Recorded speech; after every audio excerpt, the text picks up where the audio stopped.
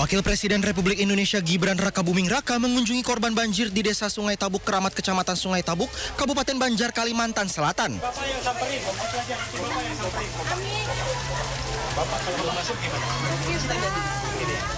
Dalam kunjungannya, Gibran memberikan semangat kepada para pengungsi serta anak-anak yang berada di tenda pengungsi. Selain itu, Gibran juga meninjau dapur umum yang setiap hari memasak untuk para korban banjir.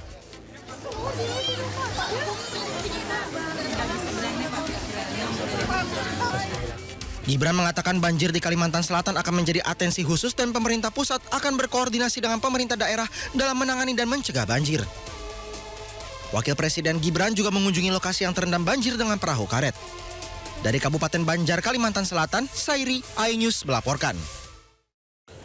Kapolda Sumatera Barat melaksanakan sholat jenazah bersama korban bencana alam di Kecamatan Palembayan, Kabupaten Agam, Sumatera Barat.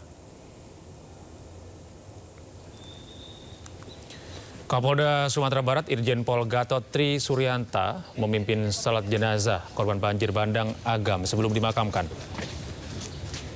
Di mana giat pemakaman massal korban bencana alam dilakukan di wilayah Palembayan, Kabupaten Agam, Sumatera Barat. Jumlah korban meninggal dunia saat ini tercatat 253 orang. 222 jenazah telah teridentifikasi, terdiri dari 110 laki-laki dan 112 perempuan. Polri bersama TNI, pemerintah daerah, tenaga kesehatan, dan relawan terus memaksimalkan proses identifikasi jenazah dan melaksanaan pemulasaran yang mengutamakan nilai kemanusiaan.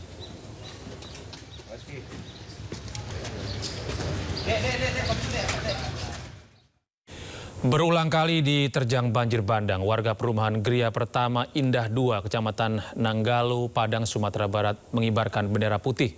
Mereka pasrah dan meminta pemerintah untuk normalisasi sungai.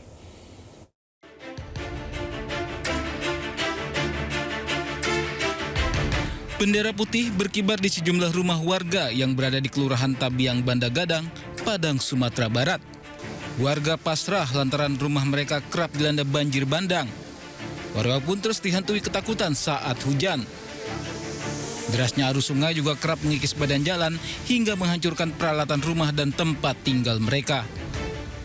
Kami tidak sanggup lagi mengerjakan rumah kami, baru dibersihkan, datang lagi, itu kami berharap aja.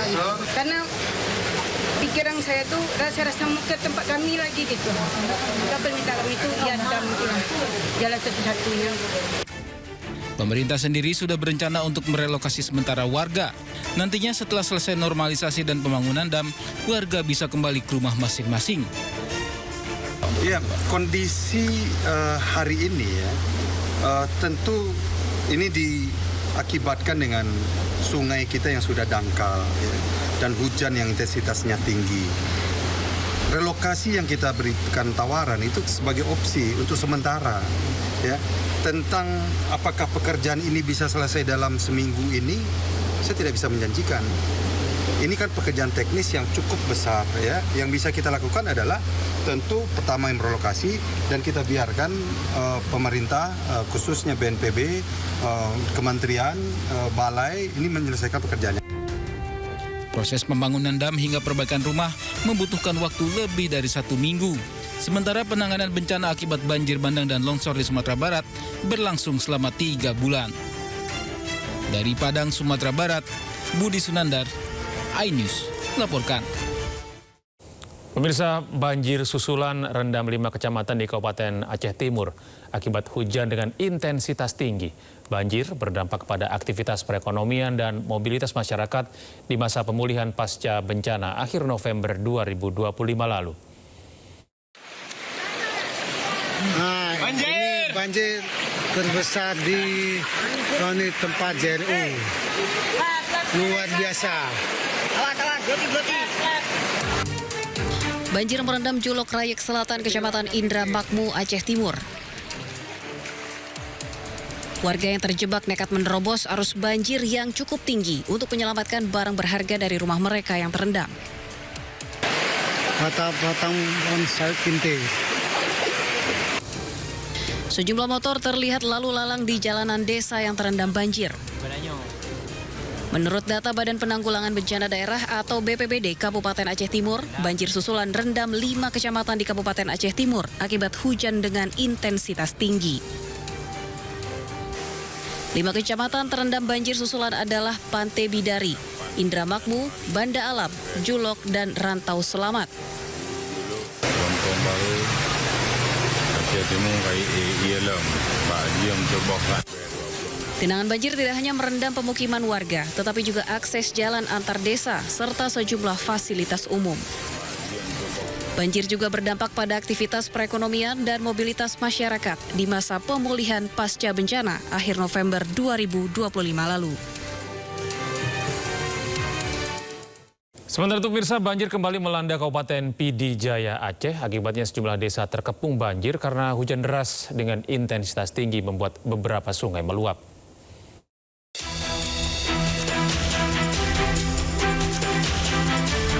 Sejumlah desa di Kecamatan Bandar 2, Kabupaten Pidi Jaya Aceh kembali dikepung banjir akibat sejumlah sungai meluap dan merendam permukiman warga. Banjir luapan sungai ini membuat warga panik terutama di Desa Alumi, Kecamatan Bandar 2, Pidi Jaya Aceh.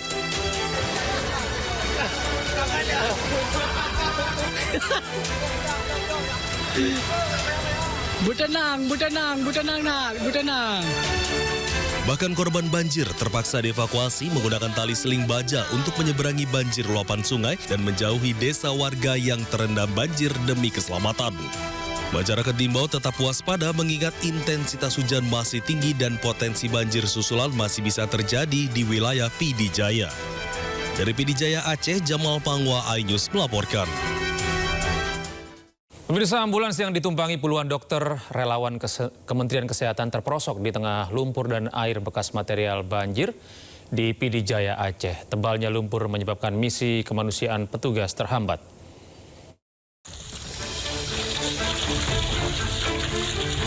Sebuah mobil ambulans yang ditumpangi puluhan dokter relawan Kementerian Kesehatan terperosok di tengah lumpur dan air bekas material banjir di jalan lintas desa Blangcut menuju desa Menasah Dayah Krut, Kecamatan Merah 2, Kabupaten Pidi Jaya Aceh. Ambulans ini menuju Puskesmas Meredu untuk memberikan pelayanan kesehatan bagi korban banjir bandang dan longsor.